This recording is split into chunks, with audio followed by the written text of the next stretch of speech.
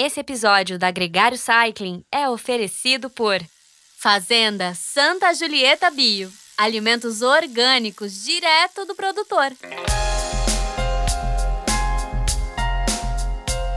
Olá, seja muito bem-vindo ao Gregário Cycling dessa semana. Hoje a gente vai falar de ciclismo sem propriamente falar de ciclismo. Hoje é só o glamour, o estilo, a história.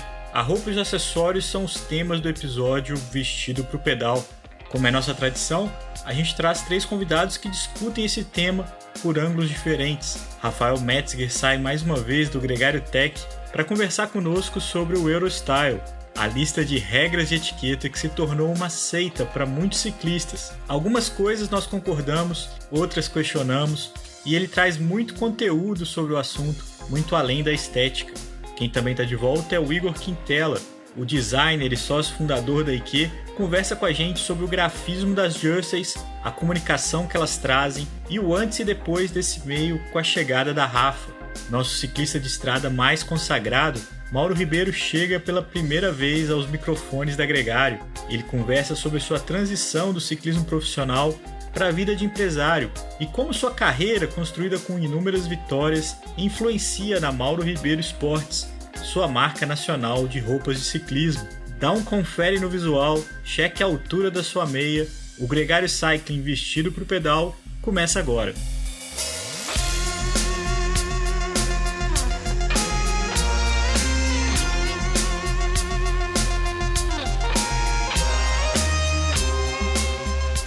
O Gregário Cycling Podcast é apresentado por Ultra Coffee. Performe o seu melhor nos treinos, estudos e trabalho. Ciclovia do Rio Pinheiros, a ciclovia que revoluciona o jeito de pedalar em São Paulo. Saiba mais sobre nossos parceiros na descrição desse podcast.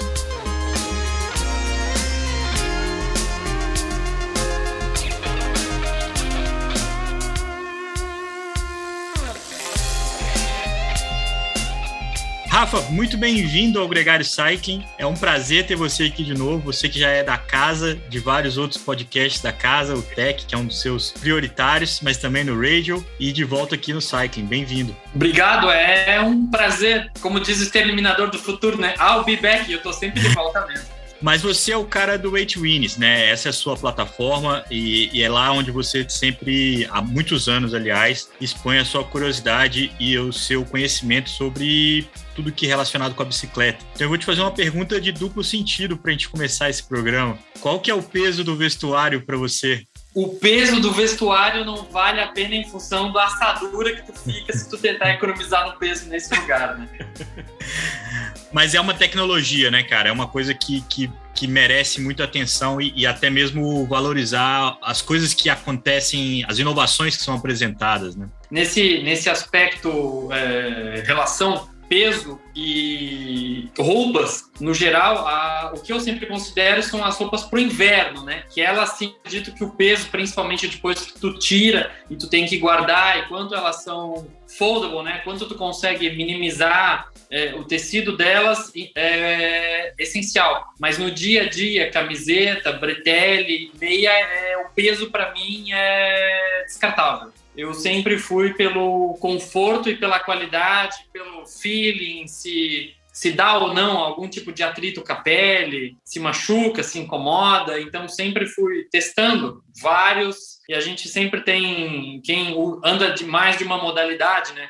Tem um que funciona melhor no cilindro da road, que é mais alongado, outro funciona melhor no cilindro da mountain bike, que é mais curto, um funciona melhor na chuva, que a hidrorrepelência é melhor. Então, assim, eu tenho um favoritinho para cada uma das situações, na verdade. E o nosso Nicolas, que não pode estar competindo, defendendo a camisa lá na Normandia, mas ele uma vez falou uma coisa de que você conhece uma empresa de vestuário de equipamento esportivo nas roupas de inverno, porque é aí que tem a enorme diferença. E a gente tem a história clássica da Castelli com Gaba, que quando eles lançaram a primeira, várias equipes que não eram patrocinadas pela Castelli usando escondido, a Gore-Tex quando faz coisas inovadoras, porque é aí que faz diferença, né? Você não sentir frio, você encharcar menos. A Gore-Tex, inclusive, não vou dizer que é um segredo, assim, né? Mas pergunta para qualquer profissional o que ele usa no inverno, mesmo que seja no off-season, várias vezes, se tu pesquisar na internet, tu encontra ele usando uniformes não oficiais, tu consegue ver nitidamente que é Gore-Tex, mas não é o layer do sponsor normal, né? Não precisa nem ir muito longe. A Ineos esse ano ainda mudou de fornecedor do vestuário e nos casacos tem usado do ano passado, porque é o que atende, é o que melhor atende, vamos dizer assim. Ainda no tema, todo mundo que é muito viciado por peso tem aí um nicho, tem também um outro nicho que é o Eurostyle, que é onde a tecnologia que você tanto conhece se encontra com o vestuário e aí cria toda uma fantasia, todo um folclore. Eu queria saber quando é que você ouviu sobre o Eurostyle pela primeira vez, como é que foi as 95 regras do Velominati, né? Então, o Eurostyle, eu não vou dizer que eu sou um pleno adepto, né? Porque todo mundo que anda de mountain bike não consegue ser 100% Eurostyle, né? Não tem máquina de lavar e amaciante que consiga tirar as manchas da terra, né? Mas eu sou adepto, pelo menos, o que eu me lembro, assim, claramente, desde 2005, provavelmente. Porque antes dessa época, inclusive, era muito difícil tu encontrar produtos que fossem brancos, exceto a fita. Tu não encontrava camisetas que fossem brancas, tu não encontrava sapatilhas que fossem brancas. Grande parte desses produtos chamados, né, Eurostyle eram basicamente exclusivos ao Pro Tour, né? Tu via o Pro Tour uma meia branca, mas tu não encontrava uma meia branca para comprar na gôndola. Era um negócio bastante difícil. Agora, tem uma coisa que é absolutamente proibida, que é bermuda branca, né? Agora, né, teve uma época ali em torno dos anos 2000, principalmente com o Cipollini, que a gente viu algumas coisas horríveis. Alguns campeões mundiais ainda dão uma derrapada nesse sentido, né? Mas o short preto, que é uma das teorias, né? Uma das regras, encampou bem e combina, e fica legal mesmo, de fato. Mas, por exemplo, os líderes das grandes voltas ainda usam também bretelle rosa, bretelle amarelo, e aí é uma farra. Uma coisa que você falou que eu achei curioso é sobre não ser tão dedicado às regras do Eurostyle, né? Uma coisa que eu nunca entendi muito bem é o porquê, e aí talvez você tenha até possa esclarecer essa dúvida, o porquê tanto chilique com a bolsinha do selim, cara? Por que esse é um trauma tão forte? Então, no meu ponto de vista, o porquê do preconceito com a bolsinha. E eu, inclusive, sofri com isso durante muito tempo, porque eu sempre usei a bolsinha, mas de tantas pessoas pegarem no meu pé, usava a bolsinha, eu falei, cara, eu vou começar a carregar todo esse monte de coisa dentro da camisa. E da camisa me incomodava pelo volume. Mas no final tu acaba de fato se acostumando e abandona a bolsinha. Então eu deixei para levar a bolsinha, por exemplo, quando eu vou numa prova no exterior, que eu preciso de fato levar os extras, eu tenho que levar mais spare parts, eu tenho que levar 3 ou 4 câmeras de ar em vez de uma, entendeu? Eu ainda uso a bolsinha, mas no dia a dia eu a aboli. Ela fica lá no meu armário guardadinha para situações especiais. Agora, como tudo, bolsa de selim e bolsa de selim. Tem gente que anda com a mochila embaixo do banco, aí realmente é terrível, né? Tá levando quase que uma lata de refrigerante ali dentro. E por outro lado, dá pra gente ter o zen de como você pegar uma bolsa de uma cubagem pequena e colocar 2 câmeras, CO2 e um par de coisas, e de uma compressão assim que se balançar um pouco explode. Eu já vi ciclistas experientes que o jeito de dobrar a câmera, o jeito de tirar todo o ar dela e de você fazer uma coisa elegante, que ela quase desaparece embaixo do banco, eu acho que está no limite do Eurostyle aceitável. Você tem uma bolsa de selim que não está brigando com a estética da bicicleta. E o que acontece é que até as grandes marcas, né, até por revolta de muita gente, posso citar a Silca, a Rafa, começou a desenvolver linhas especiais para que as pessoas apreciassem mais esse acessório. Mas mesmo assim as pessoas acabam não usando. Mas a da Silca eu usei, é um trambolho. E quando tu abre ela despenca tudo e, para tu conseguir colocar bonitinha no meio do pedal é terrível. E eu até compro essa brincadeira, Rafa, porque eu sempre posto as fotos, por exemplo, da Annemiek van Vleuten que usa e falo, se você é mais Eurostyle que a Annemiek van Vleuten, você tá me mostra, porque eu não consigo acreditar, porque ela é a maior referência do ciclismo feminino hoje e usa sem o menor problema. Então isso é curioso. Eu acho até a gente falar, dar um spoiler, né? A Specialized, atrás, começou a lançar a linha, top de linha dela, com 2 parafusos atrás, que ela vendia os acessórios que se encaixavam perfeitamente na base do cilindro. Nunca pegou, é raro tu encontrar em loja e menos ainda tu ver alguém usando. A Session do lançou agora o Super Rap, que o pessoal usa na Gravel, que é a releitura daquele original que existia antigamente, que era simplesmente a faixa da Silca, né?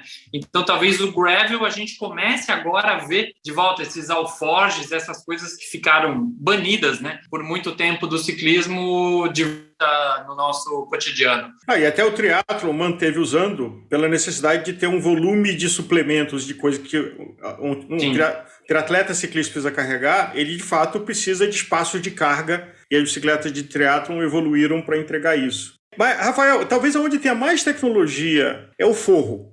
O forro ou o pad da bermuda ou do bretelle. Sim. O que você, como um cara informado, curioso, que viaja, que vai a feiras, viu evoluir no forro? Eu vou contar a minha experiência pessoal, tá? Não me entendam de forma negativa em função da minha percepção enquanto consumidor.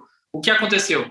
As marcas dos bretelles que eu uso foram evoluindo. O padding foi diminuindo também. A espessura do padding também foi encolhendo. E eu fui naturalmente comprando as versões melhores, as versões mais racing. Em algum momento, há uns 5 anos atrás, eu tive que andar para trás e voltar a comprar os modelos de entrada, porque o padding ficou tão racing que ele não me atendia mais. Então, hoje eu curto muito quando eu vou comprar um novo bretelle, tu vê assim, aquele modelo meu top da galáxia, o mais caro, eu vou lá e eu já consigo identificar com o olho que ele não vai me atender. Eu não sei se é a bunda que não é calejada, mas essa é a minha percepção enquanto consumidor. Mas respondendo a tua pergunta, nas feiras, durante muitos anos a gente viu o padding virar um sofá gigantesco, depois o padding foi de volta afinando, porque começou a tecnologia, né?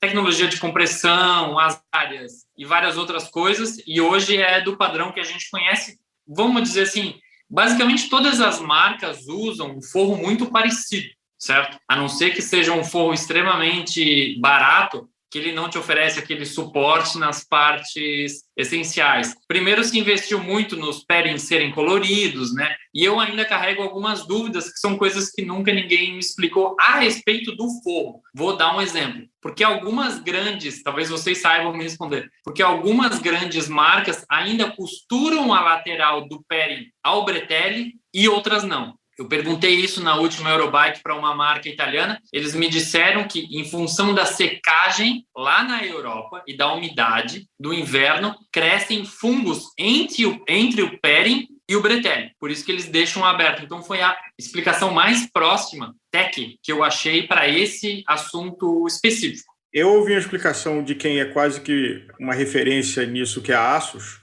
Eles resolveram lançar um dos modelos dele que não tinha costura, era que você tem uma circunstância entre o seu movimento na bicicleta, o movimento do pé e o seu corpo. E de que ter menos costura permite um pouco mais de movimento e menos atrito. Ele acompanha melhor o movimento. Eu tenho exatamente a mesma impressão. Da marca em questão que eu uso é a Asus. Parece que o padding fica colado ao teu corpo. O bretelle é o que mexe entre os cilindros. Ou seja, tu não tem nenhum dano ao teu corpo, porque a parte tua não está friccionando, o que está friccionando é o tecido do próprio bretelle, entendeu? Sim. Uma experiência que a gente teve de conhecer a Berenice, que é um dos maiores fabricantes de padding do mundo, como holding, tem 3 empresas diferentes. Uma coisa que me chamou a atenção é o cuidado do uso da bermuda, ou do bib, ou do bretelle, pela modalidade que você vai fazer no sentido do seu ângulo no selim e na bicicleta. Então, o seu ângulo no mountain bike é diferente do seu ângulo no triatlo, que é diferente do seu ângulo na estrada. E, portanto, a costura do padding tem que levar isso em consideração. Ele tem que ser mais rodado para frente ou para trás para ele estar no local da sua posição de pé. Que é uma coisa que não tinha me ocorrido, mas faz todo sentido, né? Você pegar a bermuda de mountain bike e andar no triatlon, ela está assumindo uma posição de sentada que não tem nada a ver com a posição que você vai estar usando. Até porque no mountain bike tu move muito mais o corpo em cima da bicicleta e tu bate a tua nádega, né, contra o selim bem mais vezes do que na road, que é bem mais controlado, né? O movimento é bem mais linear. E ainda sobre o pairing, uma coisa que eu notei nos últimos anos, antes, a costura era sempre linear entre o bretelle e o pairing. Nos últimos anos ela passou a ser em zigue-zague nas marcas top de linha, né? Então, com certeza, existe uma explicação também para essa mudança. Talvez para ajudar a não lacear coisas que a gente... todo mundo já teve um bretelle que laceou, né? Agora, e outra coisa, Rafael, no Aerostyle, a altura do canote da meia. Essa eu levo bastante a sério. Eu sei também. Mas por que eu uso alta? Não é em função, sendo bem honesto, eu não uso em função do Aerostyle. Como eu transpiro muito, e eu transpiro muito na careca, eu transpiro muito no antebraço, na mão, na perna, na nádega, em tudo, o suor chega na sapatilha. Então, quanto maior a minha meia, menos a minha sapatilha fica encharcada no verão. Então, eu sempre tento usar uma meia que não seja assim numa base sintética, que tenha algodão, que de fato absorva, porque quando eu chego do pedal, a meia dá para fazer assim, ó. Mas aí a altura é a altura regulamentar no começo da batata da perna? Eu uso na metade da batata, porque eu não sou nenhum poste, né, de altura, eu só tenho 1,70 m, então se usar a meia vai ter 50 centímetros. Né? Ô, Rafa, com tanta tecnologia, com tanta coisa a ser pensada, como é que você reconhece, como é que você avalia o nosso mercado em relação ao mercado gringo, principalmente na entrega do vestuário? Já tem coisas que valem, tem coisas ainda que não valem. Como é que você avalia? Eu gosto de testar, a gente até estava offline, né? Posso dizer, comentando a respeito disso. Eu gosto de testar todas as marcas das quais eu tenho acesso, mesmo que isso implique eu ter que comprar. Porque depois que tu testa o bretelle, tu consegue... Por exemplo, o bretelle tu consegue ter uma ação muito rápida dele, entendeu? O que eu sempre digo, ter um bretelle que te dá um certo nível de conforto na primeira semana é fácil produzir hoje. Tu ter um bretelle lavado e secado na secadora depois de um ano em perfeito estado é uma coisa ainda cara no Brasil. Mas eu acredito que em termos de camisa de ciclismo a gente produz camisetas tão boas quanto as das marcas, ou até camisetas melhores do que das marcas internacionais, até porque o que é produzido no Brasil é bem mais voltado para o nosso clima, mas eu acredito que o bretelle a gente não chegou ainda naquele ponto em ser considerado top de linha, a gente está próximo. Até porque é uma peça de engenharia bastante complexa e a gente que acompanha como consumidor vê o quanto, mesmo as marcas líderes, mexem com coisas estruturalmente importantes, né? No passado eram vários painéis, diminuiu a quantidade de painéis, aí depois como é que você faz, atira o suspensório, como é que você posiciona o padding, é um infinito de evolução tecnológica muito complexo e só para quem tem volume e tradição, que a indústria brasileira ainda tem empresas admiráveis, mas não tem o tamanho das empresas italianas que estão fazendo isso para o mundo inteiro. Sim, eu acho até, eu tenho acompanhado com bastante atenção, principalmente esse movimento que tem acontecido nos últimos 3 ou 4 anos em relação às alças, né? Então, num espaço de tempo tão curto como nos últimos anos, eu tenho testado as alças cruzadas, as alças com estabilizadores nas costas, as alças que começam na metade do glúteo, e sinto uma total diferença de como tu fica posicionado na bicicleta, única e exclusivamente em função da alça. Então, eu tenho vários bretelles, quando eu uso um na road e eu uso outro, tu desacostuma a arrumar a alça, por exemplo, porque hoje as alças basicamente não trabalham mais. E daí tu usa o modelo que era da alça antiga, ela ainda fica enrolando, tu fica mexendo, ou ainda tu tem que abrir a camiseta para reposicionar elas. Então eu acho que as alças evoluíram muito nos últimos anos e elas têm um fator muito importante na percepção do consumidor da qualidade do bib ou do bretelle, né?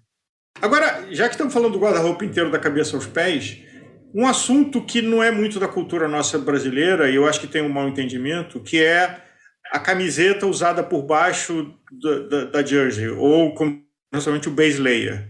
Sim. Qual é a tua opinião e qual é a tua prática de uso do base layer? Eu já perguntei para vários amigos ou vários profissionais ou pessoas que a gente troca informação. Todo mundo diverge sobre esse assunto. Eu coloco primeiro o base layer e o resto todo por cima. Mas é como eu me acostumei a usá-lo. Grande parte das pessoas usa o bretelle, o base layer e a camiseta.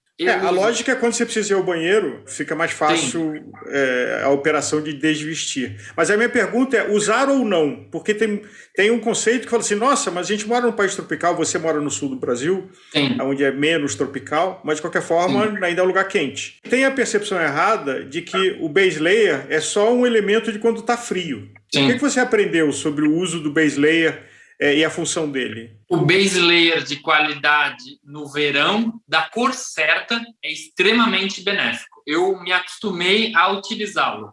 Mesmo no calor, né? Mesmo no calor. Parece mesmo no calor. Mas como tem vários modelos de base layer, então aqueles que a fibra é bem espaçada, aquele de fato é para reter o suor, e como eu transpiro muito, o base layer me ajuda demais a não ficar encharcado. Entendeu? Então, porque tu consegue abrir, o base layer seca muito rápido. Eu me acostumei a usar o base layer claro também no verão. Aliás, nisso conecta outra experiência que foi curiosa, que é manguito de verão, de você usar pela proteção UV. E na minha experiência, se você está fazendo um pedal plano de velocidade, onde você tem o efeito do vento, você sente menos calor com o manguito do que sem o manguito, que é uma coisa, não é intuitivo, mas faz sentido. Faz porque total você não sentido. tem a pele atuando exposta diretamente ao sol. Você tem uma camada de proteção, mas que deixa a pele transpirar. Ela não sufoca. Mas isso aí também não é uma regra Eurostyle. Você não deveria usar. Manguito eu não uso em nenhuma situação. Brincadeira. Não. Como eu transpiro, o manguito fica encharcado. Então tu pega o vento e frio. Eu sou um adepto de manguito, inclusive eu acho que te dá uma versatilidade no pedal, e talvez seja aqui porque a temperatura aqui em Rio, São Paulo, ela muda mais quando você sai no meio do dia. É mais fácil você sair de manguito e você derrubar ele do que você estar de manga comprida, que você começa a ficar com calor durante o pedal. Então eu sou um grande usuário de manguito e pernito curto, de joelho também. Essa é outra coisa que... Joelito, eles apelidaram agora no Brasil, né? Joelito. Que a aparência é completamente fora Eurostyle, é criminoso, mas eu me sinto muito bem porque tem assim, um pequeno desconforto térmico que ele resolve, qualquer coisa dá para tirar durante o pedal. E eu li em algum lugar de que ele ajuda a deixar as articulações do joelho um pouco mais aquecidas, e isso faz bem. Faz sentido, inclusive, né? Então, como eu nunca tive pedal há 45 anos e nunca tive nenhum problema de articulação do joelho, não sei se é isso, mas eu sei que eu sou um heavy user de joelhito. O nome é terrível, a aparência é terrível, mas eu acho que é um acessório de vestuário bem interessante. Tem uma peça que o pelotão profissional usa com muita frequência, que é a peça única. O nome também é terrível, macaquinho. Eu já usei, da Asus, inclusive, só que o que não faz sentido? Considerando que tu use um macaquinho em funções da aerodinâmica, se tu for utilizar um macaquinho, colocar as tralhas, tudo que tu tem que carregar. Então, grande parte dos macaquinhos não tem todos os bolsos traseiros, certo? Então, para mim não faz o menor sentido. Pois é, mas sabe o que ele faz sentido? E se você olhar no pelotão profissional, a grande maioria dos ciclistas usam uma peça única. Porque o conforto de como essa peça veste no seu corpo... Agora, o que eles têm? Eles têm gente a cada 15 quilômetros entregando coisa para ele. Então, eles estão de bolso vazio o tempo todo, salvo o domestique, que tem que se meter, botar dentro do capacete, atrás da orelha, dentro da meia, o gregário. Eu sou um adepto, inclusive tive essa conversa quando eu estava associado a uma marca de trazer ou não trazer para o Brasil, e todos que vieram venderam. É claro que a peça única tem um desafio muito grande, você tem que estar em forma, porque senão você fica uma salsicha enlatada. E com todos os detalhes, cintura e de excesso que você não quer que as pessoas percebam que você tem. Mas eu tive dificuldade... eu tive dificuldade em escolher porque eu uso um tamanho de bretelle e outro tamanho de camisa. Então, esse isso para mim foi ponderante, entendeu? Mas sabe que eu tenho duas peças, e aí aqui a gente não é patrocinado para dizer, mas uma é da Asus, que é o Houdini, e outra é da Panormal, de que quando eu estou em forma eu uso Porque a roupa desaparece. Eu acho que nessa agradável abobrinha que a gente está tendo aqui, a função de verdade da boa roupa é você não lembrar dela, né? Do frio, do calor, do suor, ela resolver anatomicamente de temperatura e você não perder. Porque você pedalar com uma bermuda ruim, aquilo te tira o foco, você fica. Uma roupa do tamanho errado. Quase. Não é impossível, mas te tira um monte de energia e de foco do que você está fazendo. Ô, Rafa, mais uma vez, um grande prazer ter você aqui com a gente. Eu acho que sempre soma muito. Hoje não foi diferente, cara. Muito obrigado. Valeu, o prazer é todo meu. Vocês perceberam que eu, como vocês e como todos os ciclistas, estou sempre comprando sapatilha nova, bretelle novo, camisa nova, achando que é mais rápido, mais bonito, mais aero, e só estou piorando a performance, entendeu? Mas a gente tem fé que a gente vai ser melhor em função da roupa, com certeza.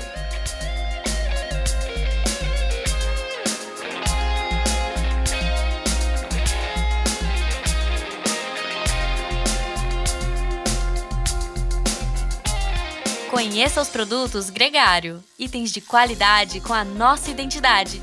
A caramanhola preferida do pelotão com a nossa cara. Conheça a Fly Elite, edição especial Gregário. O link está na descrição desse podcast.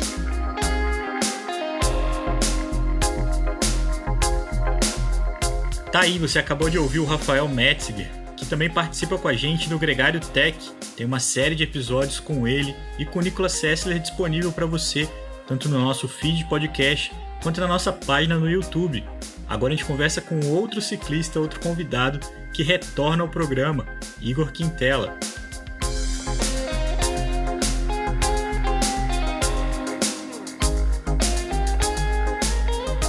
Igor Quintela, muito bem-vindo ao Gregário Cycling. É um grande prazer ter você aqui de novo. É quase que uma terceira grande volta, né? A gente já conheceu um pouco do Igor ciclista no episódio Bélgica, um pouco do seu negócio, do seu prazer com a IKE no episódio feito no Brasil. E agora você volta para um outro aspecto, uma outra cara, que é a parte do design. Claro que o design das roupas, mas é um outro elemento que você trabalha tão bem. Bem-vindo, cara. E não podemos esquecer, nessa época de transparência, do privilégio que a IKE nos deu de estar gerando textos para o blog deles, para o Greg IKE. Só para deixar claro, os conflitos de interesse todos que existem aqui estão declarados na mesa. Bem, obrigado, gente. Obrigado pelo convite mais uma vez, Álvaro, Bittar. Um grande prazer sempre falar com vocês. Rasgar meus elogios aqui a vocês é redundante, como sempre. E aqui na seção confete, eu acho que vale dizer também, porque isso fala com o nosso tema de design, de que há mais ou menos 1 ano e meio atrás, você fez um design de uma jersey Gregário que por N circunstâncias a gente acabou não produzindo. E aí o Nicolas... E essa é uma edição super limitada, eu acho que o Nicolas tem uma, eu tenho uma, o Leandro tem outra. E o Nicolas postou usando e deu uma demanda que tem planos aí. Mas o que eu acho que ilustra aqui é o seguinte, que design bom não envelhece. Então acho que essa é uma coisa da gente falar de jersey e falar de vestuário de ciclismo. E é uma roupa técnica, mas também tem o lado do design, tem o lado de você estar bem vestido. Eu acho que é um bom início de papo falar sobre essa atemporalidade do design. Eu acho que teve um dos 2 programas que a gente fez, eu falei sobre esse cara e vou falar de novo, porque ele é um cara que rege meio que a minha cara como designer, que é o Máximo Vinelli. E o Máximo, ele sempre dizia exatamente isso, Álvaro, que a atemporalidade do design diz a que cargo o design veio, né? Ele desenhou a logo da American Airlines lá na década de 60, não me lembro muito bem, e é uma logo extremamente simples, que são 2 A's maiúsculos desenhados em helvética, bold, e escrito American Airlines, tudo junto. A única coisa que diferencia uma palavra da outra são as cores, que é uma palavra em vermelha, a outra em... E ele jurava de pé junto que era uma logo que nunca precisaria ser redesenhada, de tamanha perfeição que a marca tinha. Acho que 4 anos antes do Max morrer, que foi acho que 2017 ou 2016, ele redesenhou a própria marca da American Airlines, provando uma temporalidade que foram mais de 40 anos com uma marca. Isso é uma coisa, para os dias de hoje, praticamente impensável, né? E isso acaba não trazendo uma identidade para a marca. Eu acho isso muito preocupante sobre o aspecto do design. essa volatilidade que o design vem se criando em cima dele, né? Acho que o mundo do ciclismo ele está aí para provar exatamente o contrário. As coisas mais clássicas do ciclismo da década de 70 e 80 são as coisas que, entre muitas aspas, tá? Estou falando muito sobre o aspecto de opinião, fazem mais sucesso até hoje. Todo mundo quer ter uma jersey com uma faixa no peito, escrito alguma coisa, com uma tipografia clássica.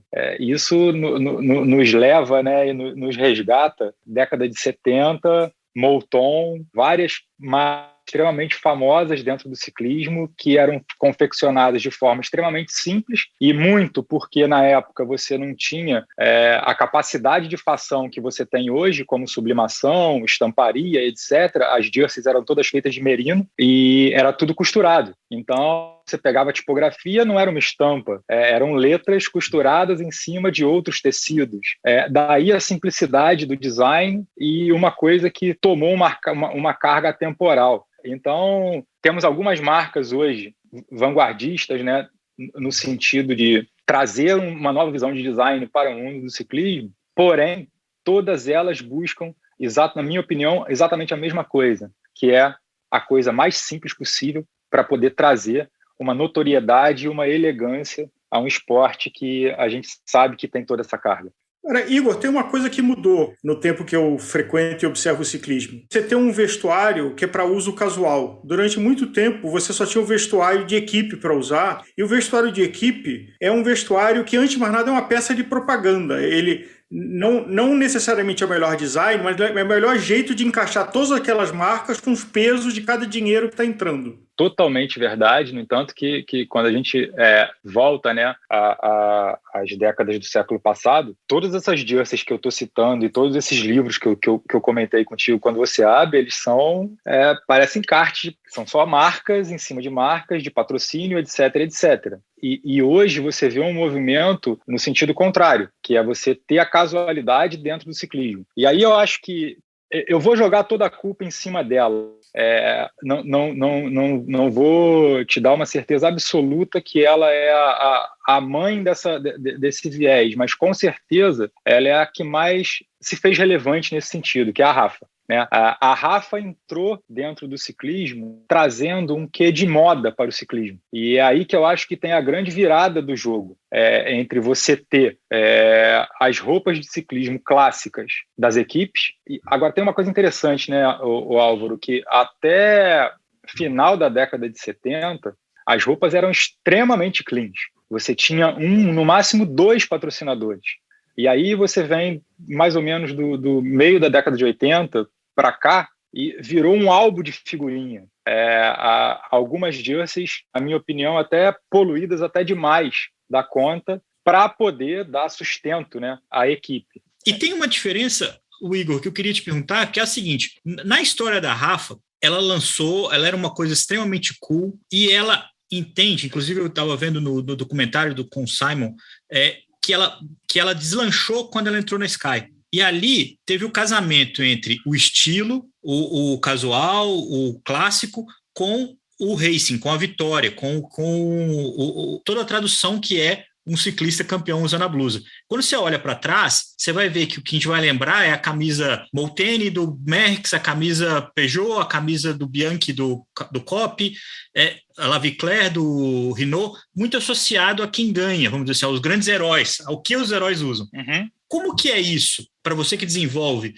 É associativo o cara que usa como reflexo das outras pessoas que vão querer usar também? O sucesso, o exemplo que aquela pessoa significa? Eu tive muita certeza disso quando eu fui para a Bélgica, que você vê crianças andando na rua lá vestindo a camisa de equipes de ciclismo. E a identificação ou com um determinado herói que tem naquela equipe, ou mesmo com a equipe como time, né? Eu tenho uma foto, cara, que eu tirei no Carrefour de Labre de um garotinho de uns 4 anos, mais ou menos. É uma das fotos mais lindas que eu já fiz na minha vida, cara. Uma mulher apontando pro alto, assim, e ele tá com uma camisa que é 5 vezes o tamanho dele, da Sky, preta, com aquela faixa azul atrás, um bonezinho de calça, e assim, é simplesmente uma cena, é uma tela, cara, não é nem uma cena. E ali você consegue ver esse outro lado que você tá batendo tanto. Voltando na Rafa, para poder fazer um ponto de referência, eu acho que a gente vê na Rafa, de novo, um outro rompimento de paradigma quando ela desenha a roupa da Sky. Eu acho que existem dois momentos antes da Rafa e depois da Rafa na história do ciclismo. Tá? O primeiro momento é a entrada dela com a elegância da moda dentro do ciclismo, se alastrando, e a gente pode falar disso aí algumas horas. E o segundo grande momento para mim, que ela rompe com um padrão, foi quando ela entra na Sky. Porque quando ela entrou na Sky, ela trouxe um design minimalista para provar para as pessoas, por A mais B, que não é o tamanho da logo que faz a sua marca aparecer, e sim como ela é colocada na superfície. As camisas da Sky, elas eram de uma elegância absurda, onde você tinha um patrocinador master no peito, que era a Sky, e todos os outros patrocinadores dispostos no peito da camisa, pequenos, mas pareciam tanto quanto a Sky. E aí vai uma briga que eu tenho com todo mundo que quer desenhar camisa e às vezes até procuram a IKEA para fazer camisas personalizadas e querem, porque essa logo tem que ter esse tamanho. Assim, gente, olha só, calma, não é o tamanho da logo, e sim é como ela vai escada. Às vezes a logo colocada em uma cor só, ela vai sobressair muito mais do que se ela tiver colorida, porque ela vai brigar menos. Trago um pouco da experiência do mercado publicitário, né? De quando eu fiz varejo grande parte da minha carreira como publicitário. E você entendia que, assim, cara, quando tudo quer chamar atenção, nada chama atenção. E você aprende a dar pesos e medidas para as mensagens que você quer passar. Então, assim, entende o para que você quer, como você acha que a sua marca vai ser mais bem exposta, e aí a gente conversa. Não existe receita de bolo, tem que entender o design da marca, aonde ela vai ser aplicada, como ela vai ser aplicada. Mas isso, Igor, quer dizer que muitas vezes uma camisa ela é melhor quando ela é tecnicamente bem montada do que necessariamente bonita. Porque, por exemplo, a composição das coisas para funcionar, por exemplo, uma equipe como a Quickstep que ganha muito, tá sempre nas fotos, o cara vai bolar a camisa para que ela apareça bem nas fotos da chegada. E aí tem até uma mudança de um tempo para cá, que é a internet e toda a agilidade de vídeo, de streaming, que antes não tinha, né? Antes tinha televisão e o pessoal que ia para a rua assistir. Então, acho que também essas camisas podem ter mudado nesse sentido. Mas outras equipes vão ter que chamar atenção de outras formas porque vão ganhar menos. Então é melhor ter uma cor espalhafatosa para chamar atenção do que necessariamente ter os logos ali simples e clássicos como era o da Sky, por exemplo. Concordo, Leandro, mas por exemplo, se você pegar, eu vou pegar um exemplo bom pra caramba aqui, que é a Vini Fantini, antiga. Sim. Né? Cara, era tanta marca no peito da camisa que você não conseguia ver nenhum. O lance é você conseguir entender como é que você cria algo, tem uma relevância e que, ao mesmo tempo, você consiga comunicar. Por exemplo, a Androni Giocattoni. Agora, eu não me lembro como é que está a jersey atual, mas até uns 2 anos atrás, mais ou menos, era uma outra jersey que me chamava a atenção de forma ruim pela quantidade de marcas que eram expostas na camisa. Sim. E isso, assim, cara, eu não estou julgando, tá? Eu sei que as equipes precisam de grana e elas precisam dar um jeito, né? de ter o dinheiro. Porém, se você leva isso para um campo do design e se você consegue fazer um estudo bem feito de como expor essas marcas, por exemplo, nos dois casos, tá? Tanto da Vini Fantini quanto da Androni Giocattoni, na minha opinião, era caso de você ter uma camisa que fosse extremamente cheguei, porém com todas as marcas numa cor só. Porque aí você consegue fazer um balanço entre você ter apenas 2 cores ou 3 cores que apareçam e você consegue ler. E o teu olho ele consegue filtrar aquilo ali e ter um entendimento que está aparecendo. Quando você tem uma porrada de cor misturada, a única coisa que você tem é um borrão. E muitas das vezes, cara, você vai conseguir ver se você tem uma foto, você amplia a foto e você fala, cara, até você caçar aquela marca que está escondida ali. Assim, estamos no campo da opinião. Não tem verdade absoluta nisso aqui. Mas quando você para olhar as jerseys atuais, elas estão mais limpas, elas estão um pouco mais cleans e elas estão tentando seguir mais ou menos isso que eu estou comentando com vocês. Eu quero fazer um comentário e aí já mudar de marcha, porque a gente fala de vestuário de equipe, ele vai ter a limitação, primeiro, da qualidade do designer que aquela equipe contrata, e não necessariamente tem bons designers, como em qualquer profissão. Segundo, a pressão comercial de quantas de marcas tem que enfiar ali, porque quem está dando dinheiro não está dando o pneu, tu está dando a água, tu está dando não sei o que lá. E terceiro, a função do todo. Por exemplo, eu ouvi uma vez um argumento de uma equipe, eu não sei se foi EF Education, talvez é o primeiro ano da Rafa na EF Education, que fez uma coisa super chamativa com a intenção de que um ciclista visse rapidamente os outros ciclistas da equipe. Você dá uma olhada no pelotão e vê onde é que estão seus caras, e uma roupa que grita, taticamente na corrida pode fazer diferença do que aquelas roupas que são meio parecidas que você não acha o teu companheiro, você não acha o cara que você está buscando. Naquele milissegundo que você tem para tomar alguma decisão tática. Agora, já falamos disso e eu queria ir para o lado do que a gente vive, que é o lado do mercado amador, que é o lado de quem não recebe uniforme para usar, mas de quem compra um uniforme para usar. E aí, qual é o design? E a primeira pergunta que eu te faço, Igor, é que eu já vi várias jerseys que de perto são lindas, mas que de longe não funcionam e vice-versa. O que de perto, olhando no espelho, funciona, mas tem que funcionar de verdade é na rua. É você olhar a 100 metros de você, a 500 de você, e aquilo no contexto da poluição urbana, no contexto de onde aquela roupa vai ser usada. Tá, Álvaro, aí eu vou te voltar, eu vou te trucar, como eles dizem lá em Goiânia.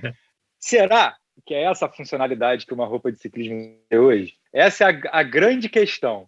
Eu concordo que, vamos botar muito entre parênteses aí, tecnicamente falando, essa seria a função ideal de uma camisa de ciclismo. Só que eu acho que o esporte ele ultrapassou tantas barreiras e subiu tantos degraus que eu deixo para vocês me responderem se será que é essa a função? Ser visto de longe. Mas não ser visto como segurança, de que esteticamente o design funcione visto a alguma distância. Não é? Tem um aspecto de segurança, que inclusive acho que esse é um quente, que a quantidade de gente que se sente o Batman preto da cabeça aos pés e que fica mais vulnerável a ser acidentado porque não é visto, é super elegante, mas é super perigoso. Mas eu não estou indo no aspecto de segurança. O aspecto, para mim, é que é um design que eu acho que ele tem que funcionar, e eu acho que quase tudo de design de esporte, um carro de corrida, uma camisa de time de futebol, na maior parte das vezes, ela é vista a alguma distância. E o design pode ser afetado, a largura das tiras, que tipo de contraste você usa, para que experiência visual essa peça te dá no todo, não no detalhe do zoom, quando eu estou me olhando no espelho ao vestir. Vou te interromper, eu vou te trocar de novo. Esse argumento, ele funcionaria muito bem até uns 5 anos atrás.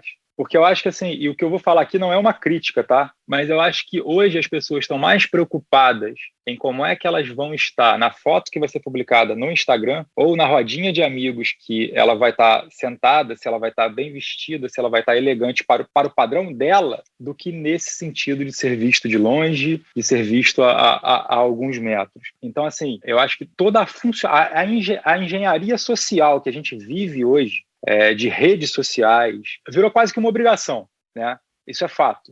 E eu acho que essa escalada da rede social, ela foi trazendo para o universo de todos os esportes um pouco mais de elegância. Você tem os dois lados, tá? Você tem o que é extremamente elegante e o que muitos usariam a palavra cafona, extremamente cafona. E aí a gente vai cair no âmbito da opinião. Porém, é óbvio que quando a gente fala de design, a gente precisa levar em consideração uma regra básica de design, que são as proporções.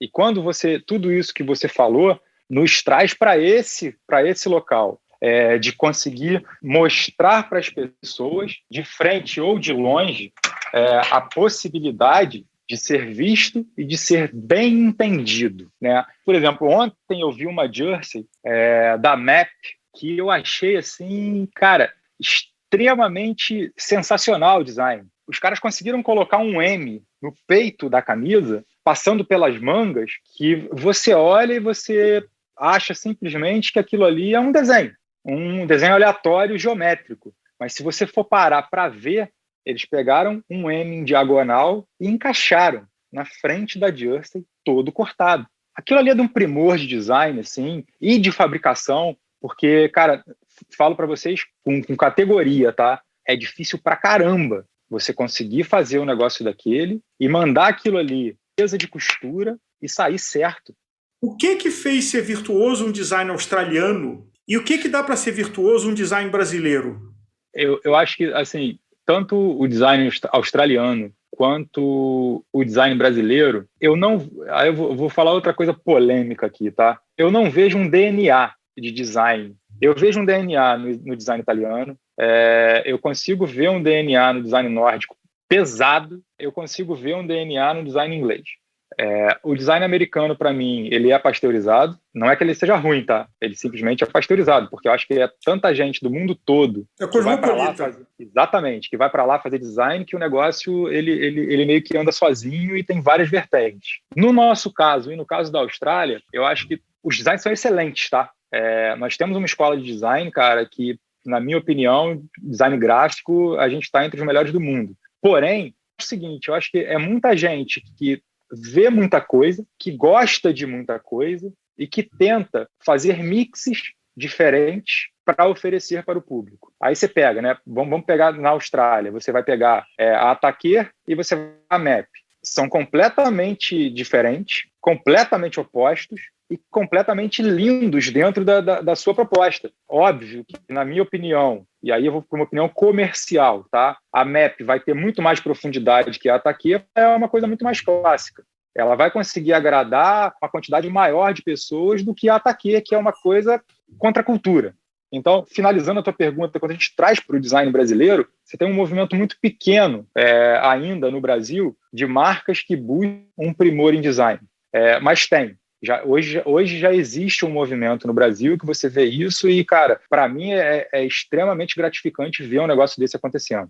Embora eu ache que ainda não conseguiu se entender como é que você vai transformar ativos brasileiros em design para o mundo. Porque tudo que a gente vê como ativo gráfico brasileiro, para nós...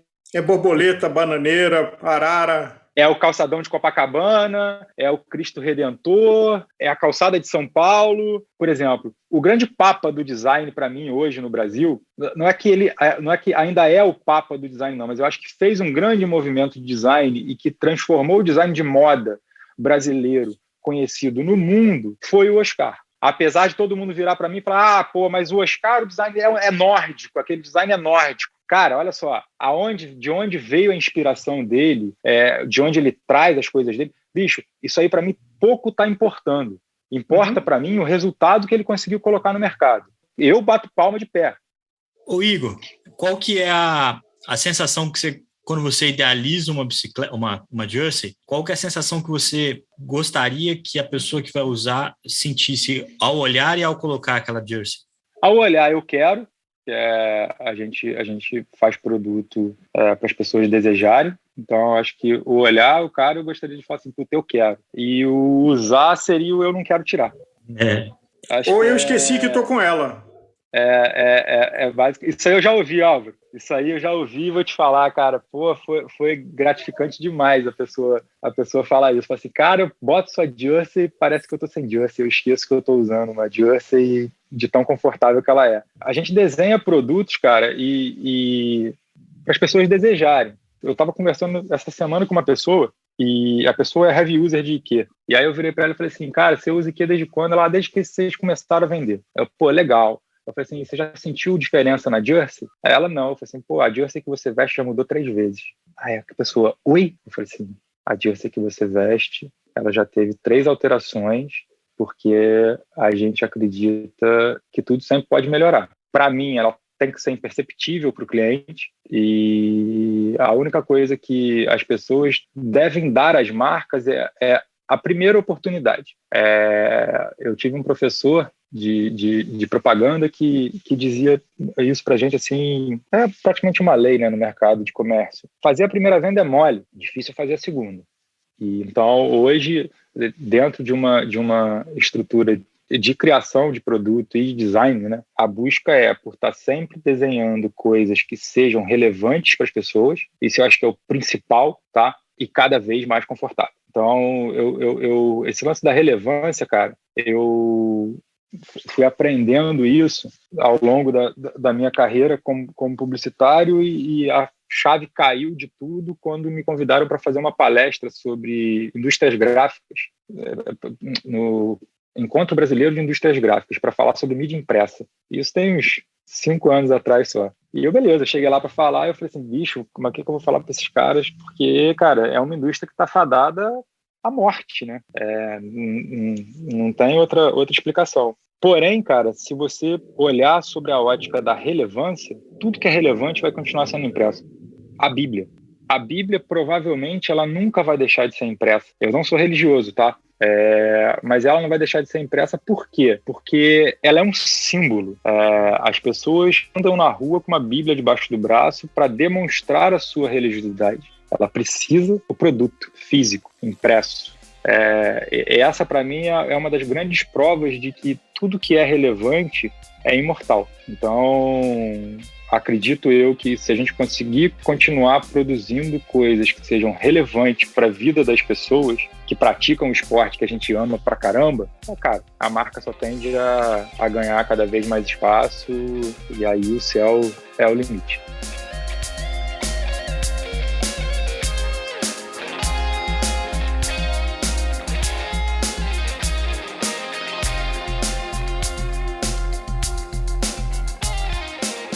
É sempre muito legal contar com o Igor aqui no Gregário Cycling. Agora, a gente tem a honra de receber o único brasileiro vencedor de uma etapa do Tour de France. Com vocês, Mauro Ribeiro.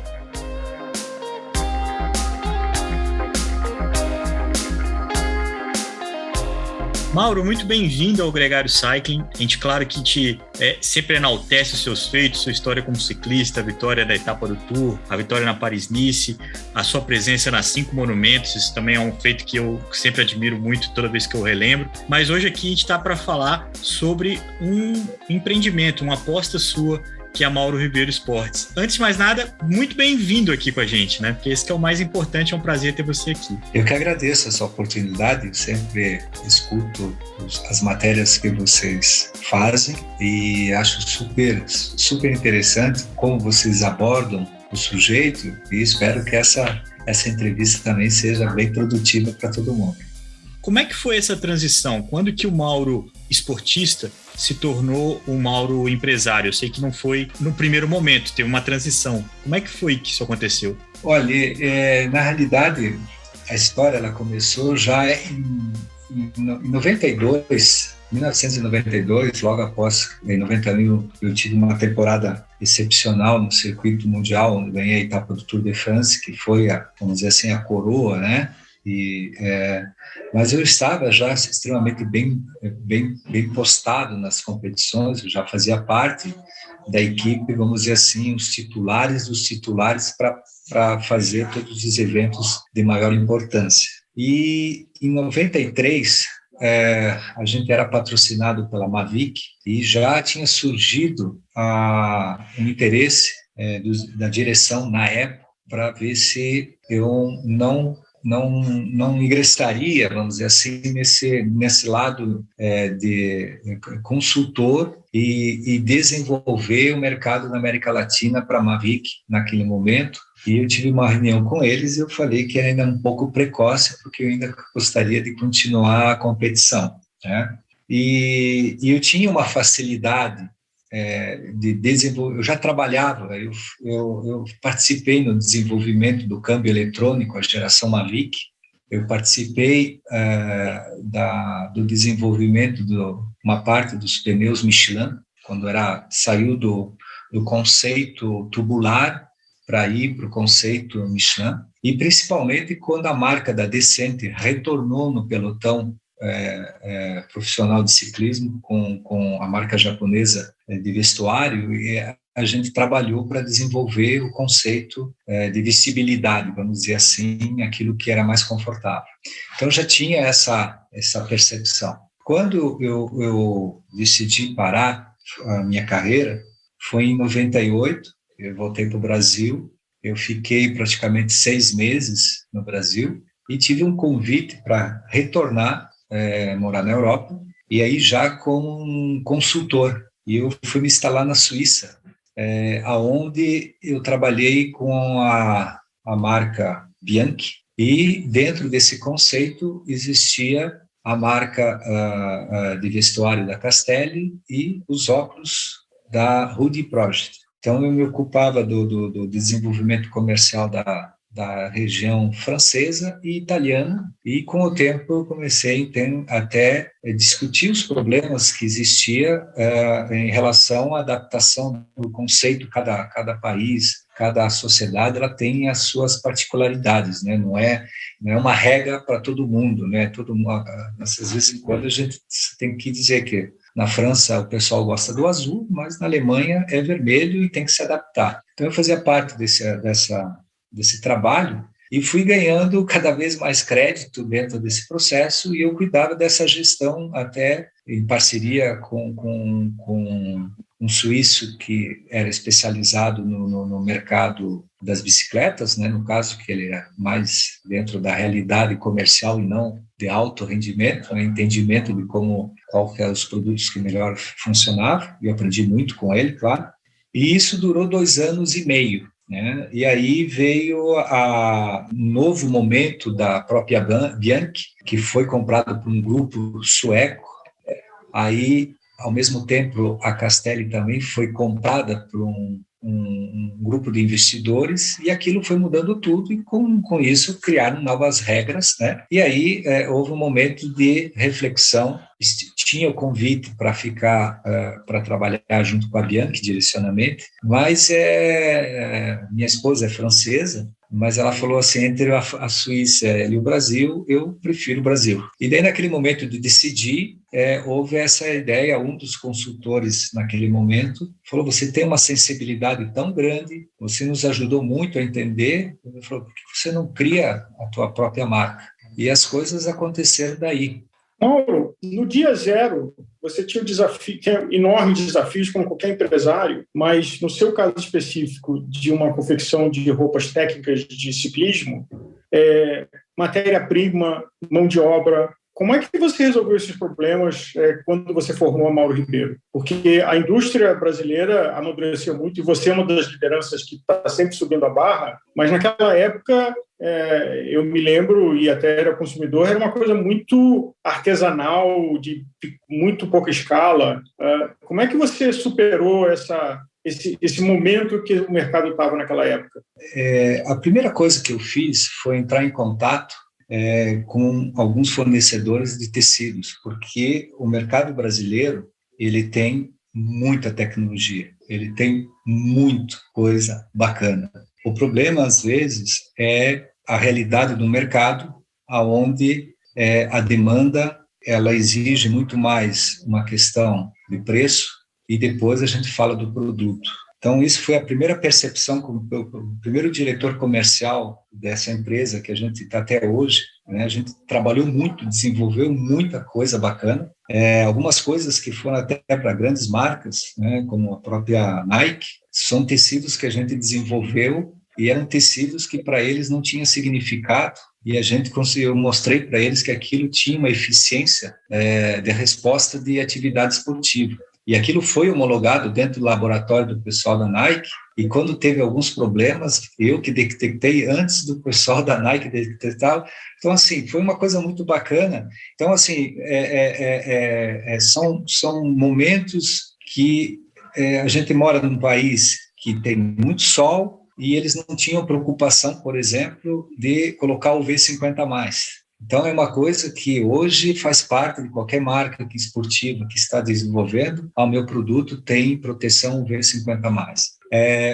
Os tecidos, o poliéster, por exemplo, que é usado principalmente nas camisas, eles tinham um preconceito muito grande dentro do mercado, porque ele foi muito dizer, não, esse é um produto barato, mas ele não transpira, ele traz cheiros, mas não é uma verdade. Isso houve uma evolução, naquele momento, eu traduzi isso porque eu já tinha um conhecimento. O mercado europeu já era uma realidade e muito mais apurado do que estava acontecendo aqui no Brasil. Então, a poliamida no Brasil sempre teve uma referência, e o poliéster era tratado como em segundo ou terceiro, quarto plano mesmo, né? E eu consegui trazer isso à tona e mostrar para eles que tinha uma eficiência, sabendo tratar ele, e claro, trazendo fios que pudesse realizar um conceito de produto. Então, uma vez que isso aconteceu, o grande passo de produtos estáveis dentro do exercício, eu já tinha conseguido.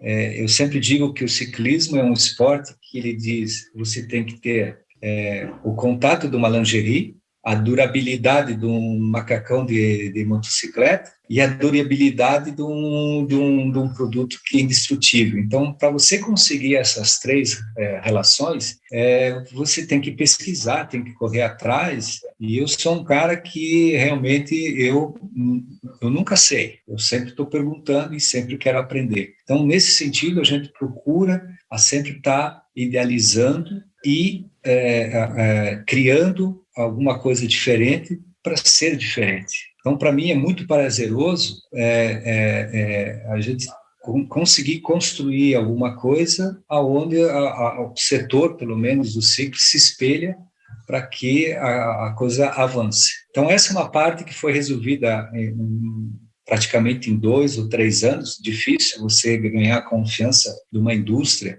porque é sempre aquele grande desafio, a indústria pequena não tem a infraestrutura e a grande não entra dentro dos cálculos financeiros, né?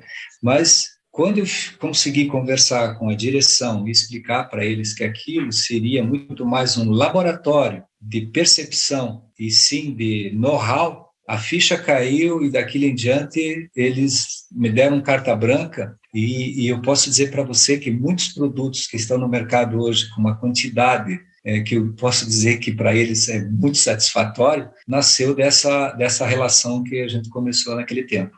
Ô Mauro, conta pra gente como é que está a Mauro Ribeiro Esportes hoje, porque na história, em 2002, ali no próprio site fala, eram 2 costureiras, era uma equipe enxuta. No mesmo site tem a foto com uma galera imensa ali, eu imagino que seja no desenvolvimento. Quantas pessoas hoje trabalham? Vocês têm só a unidade em Curitiba? Como é que é o formato? A Mauro Ribeiro hoje, ela tem, no total, 150 pessoas envolvidas no projeto, sendo que a gente tem, de área construída, a gente está ampliando, a gente tem praticamente, são 2.400 metros quadrados de estrutura, entre depósito para logística, parque de máquinas digital, sistema de corte, a gente está, vamos dizer assim, a gente tem um circuito completo, né? Então, hoje eu posso dizer para você que os softwares, a maneira de desenvolvimento, nosso design vem do mercado europeu, é um europeu. Toda a modelagem é desenvolvida num laboratório especializado na Europa. O nosso design ele já trabalha com 4, 5 marcas extremamente relevantes no mercado mundial, mas ele não, quando a gente conversa, ele escuta aquilo que eu quero. A identidade ela é própria, ele tenta entender. Eu acho que o grande desafio de uma marca é não se perder naquilo que faz e na evolução que faz. Então, dentro desse processo, a leitura é muito interessante, porque há uma cobrança, até quando a gente vai desenvolver alguma coisa, existe esse conselho, mas você está fugindo daquilo que você é. Cuidado, que você está se perdendo. Mauro, você como industrial e produzindo produtos, cada produto é um filho, e você até disse que você experimenta, testa, conversa, dá feedback. Nessas 2 décadas que é admirável, uma empresa ter 20 anos e num segmento especializado como ciclismo, mas tem alguma peça que você tem um carinho especial, que você signifique alguma coisa para você? A gente tem, foi o grande desafio, traduzir eu acho que todos os produtos a gente procura fazer ele para dar certo, né? Que aquela coisa aconteça, mas às vezes em quando é mal compreendido, né? Acontece. Mas para mim eu acho que o nosso artigo, que é referência, né? E que hoje ele deu uma tendência, né? Que muitas outras marcas seguiram o visual dele, é o nosso Carbon, né? Então, assim, o nosso Bretelle Bermuda Carbon, ele é nosso, vamos dizer assim, nosso ícone. Assinou a marca Mauro Ribeiro dentro do mercado. Ele realmente é o produto que ele traduz performance, conforto, estética, né? E vestibilidade. E eu digo assim, a gente tem esse produto, quando a gente chamou ele de Carbon, né, muita gente acha que o Carbon é só o nome fantasia, mas não.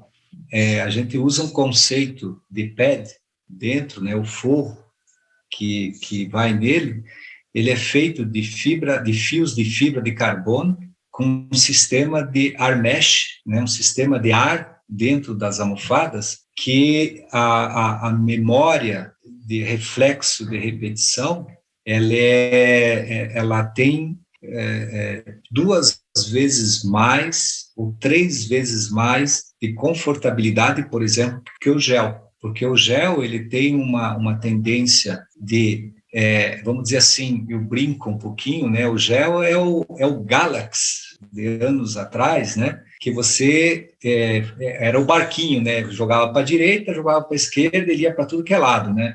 Mas ele não tinha a eficiência de resposta que tem o sistema do air mesh, que é um reflexo de velocidade muito apurado, independente do peso que você tenha, ele tem essa reflexão. Então, seria a mesma coisa que você se jogar dentro de uma piscina de bolinha, onde ela se espalha, mas, ao mesmo tempo, ela tende a jogar você para fora. Então, uma colmeia? Esse é um conceito de acabamento que ele é patenteado, né? Só o nosso fornecedor que tem essa identificação. É um trabalho muito fechado e é um produto realmente que traduz a imagem do que é o carbo.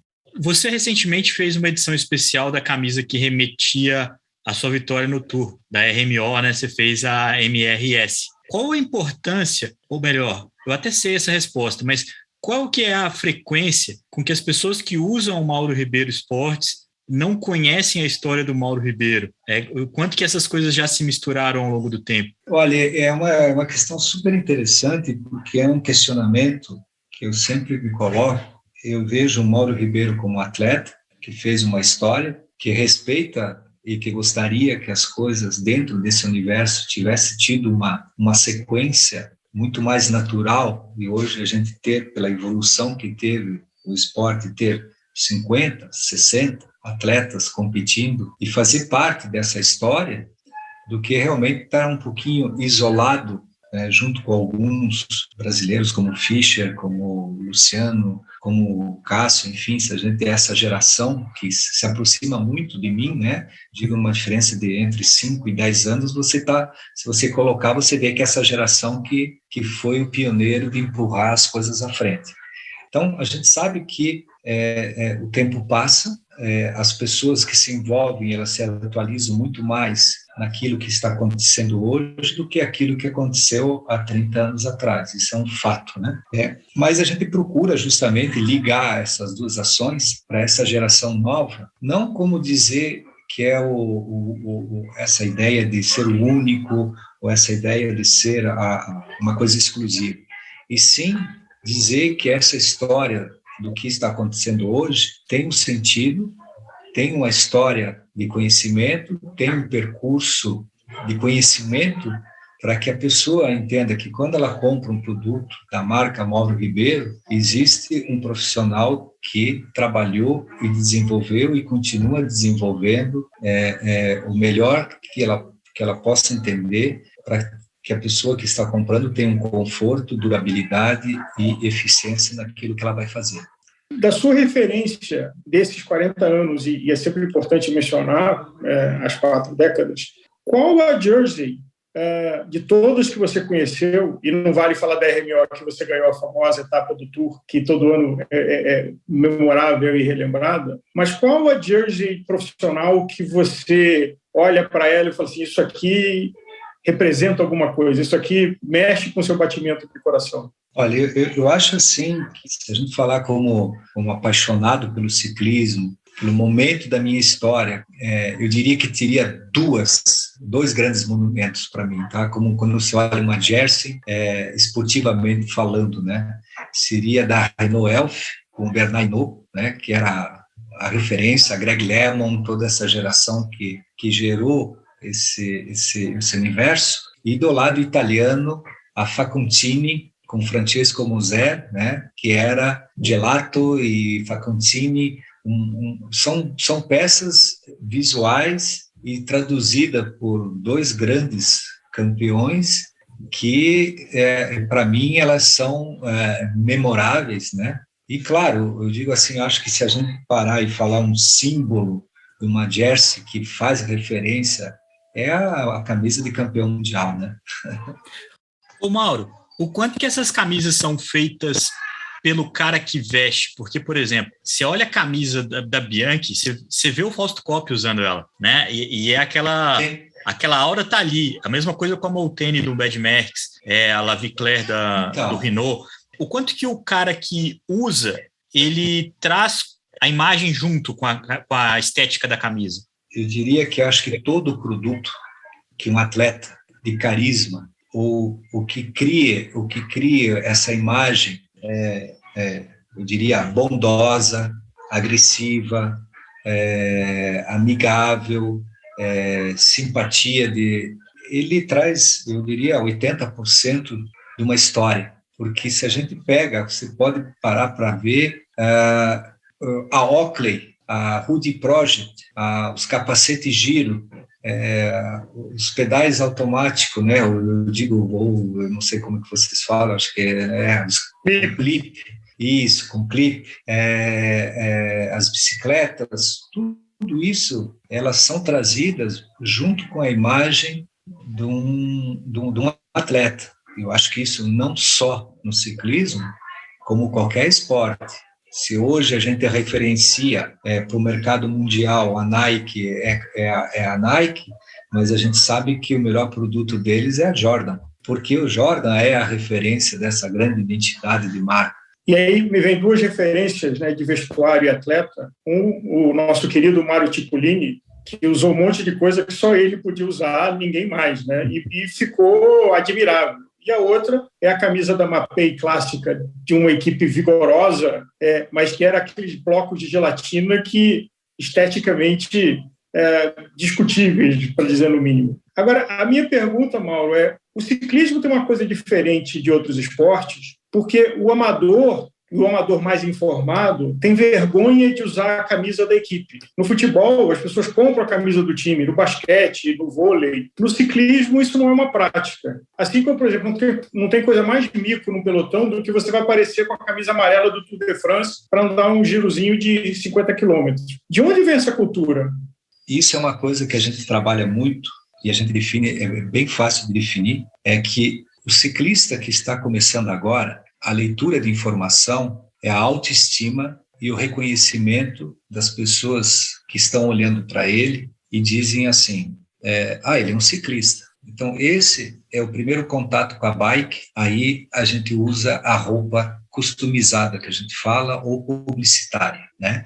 Porque identifica bem o ciclista. Quando você passa por um ciclo ciclo esportivo. Eu falo sempre, o ciclo esportivo não quer dizer que ele seja limitado por causa da idade, não, simplesmente porque ele não faz competições profissionais ou não se dedica 100% profissionalmente. Mas ele já faz 5, 6 anos que ele pedala. Ele não precisa mais dizer que ele é ciclista, ele já sabe que ele é ciclista. Então ele procura muito mais se cuidar visualmente, então ele se preocupa que a sapatilha tem que combinar com a cor da bicicleta, ou que tem um produto que seja da moda daquele momento, o calção tem que combinar com a camisa. Quanto menos, eu estou muito mais preocupado com a tecnologia que eu estou usando do que o visual. Então, a camisa preta, ela é preta, mas todo mundo vai dizer, não, mas ela esquenta. Não, ela não esquenta, porque ela tem tecnologia. Então, essa visão de identidade, de ser autoafirmação, que ele não precise mais passar.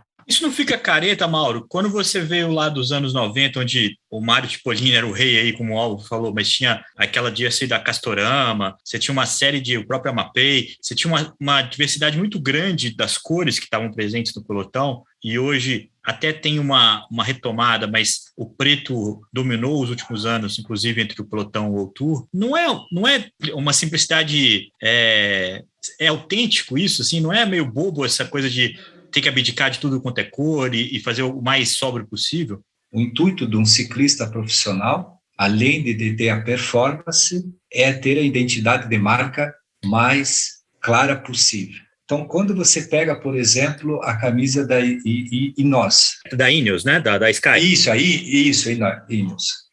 Se você vê o grafismo que eles utilizaram, ele é muito pobre, né? Digo assim, veja bem, com todo respeito, mas extremamente inteligente, porque a única coisa que, quando você olha, você vê a marca do patrocinador. Então, a preocupação hoje, e se a gente parar para pensar, você tem uma tendência, que é uma coisa também lógica, o fornecedor de 30%, 40% do pelotão é uma identificação única, né? Ou é a Gilby, que está patrocinando 4, 5 equipes, depois você tem a Santini, que patrocina. Então, você diz assim, o primeiro objetivo, quando você tem um manager que vai falar com o designer de uma empresa que vai trabalhar em cooperação, uma equipe profissional, o objetivo maior, eu quero visibilidade daquilo que está me pagando. Então, a maioria é justamente a neutralidade para cada vez mais chamar a atenção daquilo que eles estão focando, que é o produto, é aquilo que eles querem mostrar. Ô Mauro, a sua carreira como profissional, ela teve um começo e um fim. Agora, como empresário e como um desenvolvedor de peças de roupa de ciclismo, ela tem um horizonte imenso pela frente. O que te motiva? Qual que é a sua busca com a Mauro Ribeiro Esportes? Olha, primeiramente, eu não me vejo, eu acho assim, uma coisa que eu sou muito gratificante pela minha atividade esportiva, foi essa motivação. Eu trabalho com muitos jovens, né? Então, eu estou quase chegando aos 60 anos, né? Mas eu não me vejo parado, eu não me vejo. Então, assim, eu sou uma pessoa que não gosta de falar do passado, sou uma pessoa que busca o futuro, que quer fazer, quer entender o que está se acontecendo hoje. Vamos procurar entender, vamos se adaptar. Eu sou um cara cabeça aberta nesse sentido, eu não gosto de ficar achando que na minha época, porque isso, porque aquilo. Cada um tem a sua época, as suas dificuldades, a sua evolução, vamos evoluir. Algumas coisas acontecem e voltam, a moda, a roupa, ela é assim, né? A gente vê que as tendências vão e voltam, né? Isso no modo geral. Às vezes eu brinco e falo assim, se tivesse para assinar um contrato para 100 anos, eu assinava já. Então, assim, eu vejo, eu quero continuar com essa mesma paixão, esses mesmos desafios, que para mim é super bacana, ser competitivo, sabendo dos meus limites, mas eu sempre estou tentando melhorar. E eu acho assim que para a marca, a ideia é justamente cada vez mais ter o meu espaço e ter as oportunidades de demonstrar o trabalho que a gente vem fazendo e as coisas que a gente vai aprendendo e melhorar cada vez mais para o mercado e poder ter essa tradução do consumidor final, que ele seja satisfeito e que ele entenda que isso não vai parar por aí. Eu vejo realmente, assim, o meu limite é quando eu não puder mais, mas se puder mais, eu não vejo muito a curto prazo, não.